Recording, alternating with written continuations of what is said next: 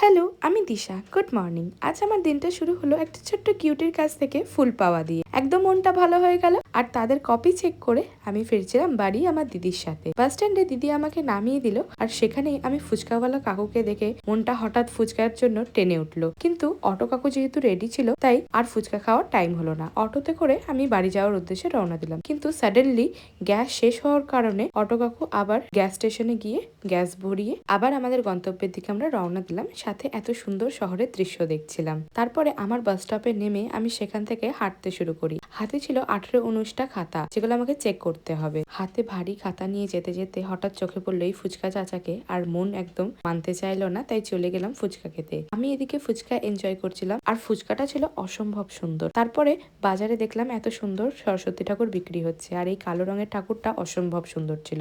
তারপরে আবার মায়ের জন্য আলু কাবলি কিনে নিলাম পাশেই একটা ফুচকা কাকুর কাছ থেকে। তারপরে ভাইকে ডেকেছিলাম। তারপরে ভাই আর আমি দুজন মিলে হাঁটতে শুরু করলাম বাড়ির উদ্দেশ্যে। আমি নিয়েছিলাম আলু কাবলি, আর ভাই নিয়েছিল আমার খাতাগুলো। বাড়ি এসে ভাতের সাথে ফুলকপি আলু ভাজা, পেঁয়াজ কলির বড়া, সাথে ছিল পেঁয়াজ কলি দিয়ে মাছের ঝোল, আলু কাবলি আর দই কারি। আর এইভাবে লাঞ্চ কমপ্লিট করে ছোট্টদেরকে টিউশন পড়িয়ে আমার দিনটা শেষ করলাম আনন্দের সাথে। আজকের জন্য এই অবধি। আবার দেখা হবে নতুন একটা ভিডিওতে নতুন গল্পের সাথে। ততক্ষণ টাটা।